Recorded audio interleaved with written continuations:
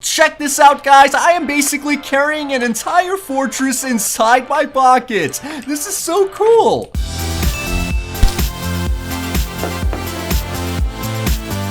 Hey, what's up guys? Welcome back to another Minecraft map showcase. Today, we are taking a look at some really awesome pocket buildings that you can spawn down using only one command. It's so cool, so let's check it out. Now, to spawn down our pocket buildings, you'll need to be in Minecraft version 1.9 or higher, as well as you'll need some command blocks. By the way, if you guys do like these command block videos, definitely tell me and I will do more of them in the future, and I'll also continue to do redstone, so don't worry about that. Anyways, once you have your command block as well as your Minecraft version 1.9 or higher, you would want to go down to the description box down below, click on the download link. This should take you to the creators page, which is the red engineer. Copy that command and then jump back into Minecraft, and now we can continue together. Alright, so what we need to do now is grab ourselves a command block by typing in /give, then space your name, and then Minecraft command block, and then you should get yourselves a command block. Then we want to place this down onto the map and paste in the command that you got from the description. So let's go ahead and paste that in, and then change this from needs redstone into always active. Once we click done, it should spawn down loads of command blocks and create a command block system, and now we can spawn down our pocket houses. So how cool is that? We have two signs over here. One is of course crediting the creator, which is the red engineer, as well as this one gives you the item recipes. So the item recipes are pretty simple, but you do need diamond blocks for each of them, so it's kind of expensive, but there is a reason for that. Anyways, let me go ahead and grab the ingredients, and I'll be back and I'll show you guys all of the cool houses. Alright, so I got all of the items that I need to create my pocket buildings. And there's actually 3 pocket buildings that's in this command block creation. The first one is going to be a pocket house, then it's a pocket fort, and finally a pocket mine. So let's go ahead and create the first one, which is a pocket house. And to do this, we drop down a block of diamond and a block of brick. And as you guys can see, we get it that simply. It's basically the spawn egg. And then to get the fort, we drop down our block of diamond and a shield.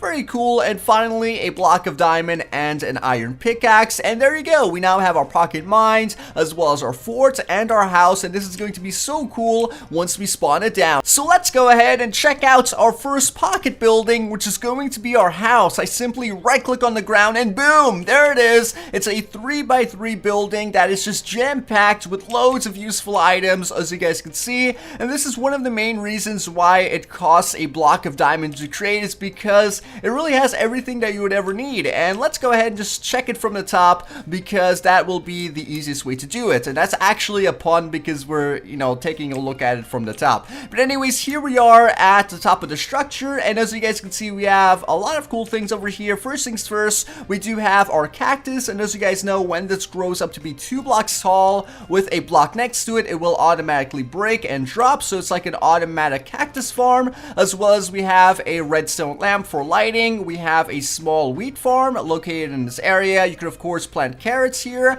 as well as potatoes and any other thing that you like. As well as we do have a cauldron to collect water from the rain, and some soul sand to grow some nether wart. So yeah, there's a lot going on just at the top of the structure. And if you're wondering how do you enter, you would simply right click on this daylight sensor, and boom, there you go. That's actually a pretty cool setup. And then you come back down here, right click on the daylight sensor once again to reclose it, and turn back on our redstone lamp. So yeah, that's basically the top. Now let's go ahead and check out some things on the inside. Over here at the corner, we do have our furnace, and this furnace allows us to basically cook items, of course. And there's also 2 hoppers connected to this furnace, as you guys can see. We can select this one right over here, and then this one right on this side. So if I go ahead and just grab myself some materials to basically use as a fuel, as well as some items I want to smelt down or just cook, I could place down my raw pork chops at the top hopper, and then place down my fuel at this hopper right at the bottom. And as you guys can see, it will go into our furnace, and it just allows you to have extended amounts of stacks of items. And you could also place down your coal or your fuel into this chest over here, and it will automatically be dispensed into the hopper. So yeah, there's a lot going on just in this one section, as well as the entire map.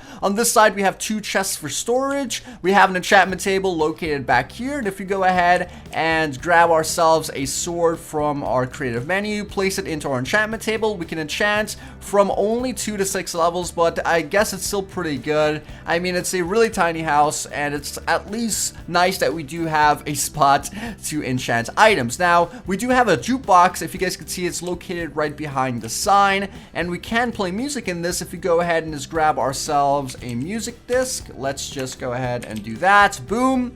And then grab this music disc, which I believe is Chirp. Is that Chirp? I don't know. It's Cat. So let's put that in. And as you guys can hear, it will start playing that music disc. So yeah, that's definitely pretty cool. You could jam out, and you could also sleep in your bed while you play some music. So your bed is located right beneath our anvil. And when you basically sleep in this, when it is nighttime, you would spawn on the outside, so it's not really that big of a problem, and it works quite well. Let's go ahead and just grab that music disc back. There you go. And what we can also do is create or use our anvil to create a very special sword. So we could take this enchanted sword, instead of naming it the Iron Sword, we can name this a Sword of Destiny. So let's go ahead and do that. This is embarrassing. How do I spell destiny? Is it that? Yeah, there you go. So Sword of Destiny, really awesome stuff here, guys. And I didn't actually name it. Let's try this again. I totally failed. Sword of, there you go, Sword of Destiny. There you go. Boom. And we now have a really cool sword that we made just inside of our house. Now, in addition to all that cool stuff, we do have a brewing stand located right on this side, as well as a chest with a remove pocket house spawn egg, which I'll show you guys in just a second. But this is basically another chest for storage, as well as we have another chest over here. We have a crafting table in the floor, and finally we have a dispenser located right over here, which we could add arrows into, as well as a button to create a defense system. So as you guys can see, when we shift and add a button over here and then place some arrows into our dispensers, it will shoot those arrows out and possibly deflect some mobs from our house. Now, to get back to the outside, we simply hit that or right click that daylight sensor, then swim up and then come back over here. As you guys can see, there is where the arrows went, as well as we could use this remove pocket house to get rid of the house. Now, before we do that, I do want to show you guys another feature that the creator added in, and this is basically a feature that allows you not to mine any of the blocks that are in the pocket house. Now, as you guys notice, we do have mining fatigue as soon as we appear next to the house, and it basically removes our hand. And as you can tell, we can't break any of these blocks, but if we go away, as you can see, we get our hand back and the ability to break blocks. Now, the reason why he did that is because anyone could simply spawn down our house using our spawn egg, remove a couple blocks, and then we could use the remove pocket house to basically get back the house in its entirety. So yeah, it basically prevents you from cheating, and that's really all you need to know. And also, before I get rid of the house, I just want to let you guys know that we do have these cocoa beans being grown, and to harvest them, you basically walk into the fully grown one, and as you can see, it instantly harvests them. So yeah, that's basically our pocket house. To get rid of it, we spawn down our remove pocket house egg, and as you guys can see, it gives us back the actual pocket house in its entirety, and then we could use this to spawn it back down yet again. So yeah, that's pretty much it, and that's really why he added in the mining fatigue, because you could just use this to get endless amounts of resources and whatnot. So yeah, let's go ahead and just grab our remove pocket egg once again, and then remove it and spawn down another one of the pocket buildings. Now we're going to take a look at the pocket mine. I would recommend getting this one first because it does allow you to go down and get more diamonds, but basically let's spawn this down and see what it's all about. So here is our mine. As you guys can see, it's quite small and doesn't really include a lot, but it does dig all the way down to bedrock. So first things first, up here we do have a furnace for smelting down your items, as well as a hopper to go into the top of it to add in an extra set of items that you could stack or whatever. So yeah, it's basically that. And we also have these trapdoors just for decoration. We have a light right over here, as well as we do have 2 different chests for storage. Of course, you'll need that since you're going down mining. And as you guys notice, we do have the mining fatigue once again, so we can't, harvest any of these blocks. Now, I was in creative mode when I did that, so that's really why it broke those blocks. But either way, let's go ahead and check out the mine. If you guys see, we could actually go down by using this ladder, or we could just jump 1 block back, and it should make us fall into water. So as you guys can see, we fell into some water. It's the only thing that's actually lit down here. So let's go ahead and grab ourselves a torch and just check this place out. As you guys can see, it's basically a thing going straight down down to bedrock, and that is the bedrock right there. And you would just use this to give yourselves a advantage and a kind of like a head start over, you know, normally mining straight down on your own. So yeah, you could definitely use this to get to the diamond level,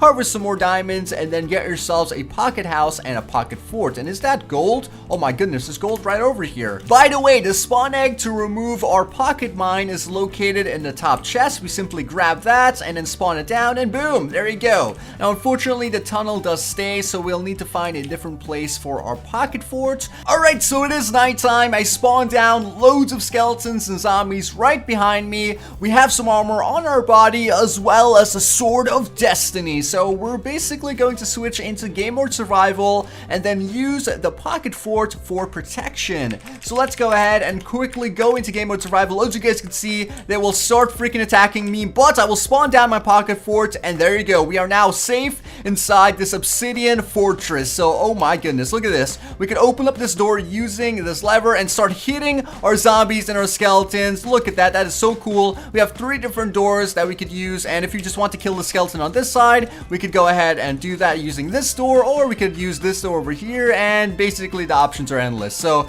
it appears that this sword of destiny apparently has fire aspect, which is pretty awesome. So now I can set those skeletons on fire and kill our zombies one at a time. Now let's go ahead and just close that and take a look at the house itself. We do have a lot of obsidian that is basically going to protect you from creeper strikes as well.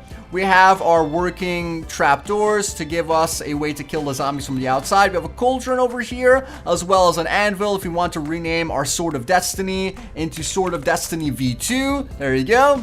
As well as we do have ourselves another enchantment table, a bed at the bottom, which we could use to sleep.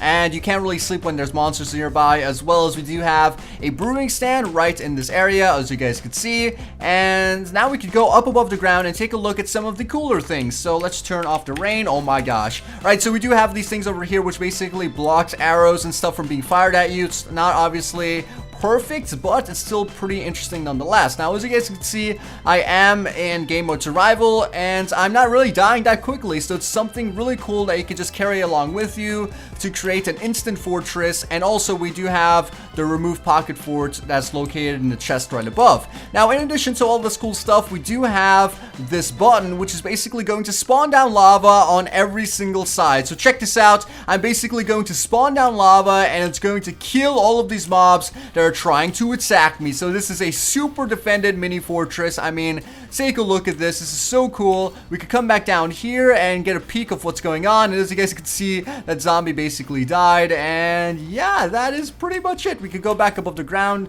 now, and as you guys can tell, we're completely surrounded by lava. And is our ladder going to get burned up? I think it is, but either way, we could remove all of the lava by clicking on that button yet again, and it will pretty much get rid of it, and then we could use this to, you know, close back up the area, whichever one you want to do. But as you guys can see, almost all of the zombies and skeletons are now gone just from using this fort or from boredom, because that guy seems like he got really bored and he just walked away. But yeah, that is pretty much our pocket fort. This is how it looks from the outside. Very cool. I mean, it is definitely a tower, and it is pretty sinister with all this lava falling off of it. But yeah, that's pretty much it. Now, of course, the coolest thing about this is that you can pick up your pocket fort and take it with you wherever you go for that extra bit of protection. You can spawn down as many of this as you want, and that goes for the pocket mine and the pocket house too. So as you guys can see, we can spawn down another fort there,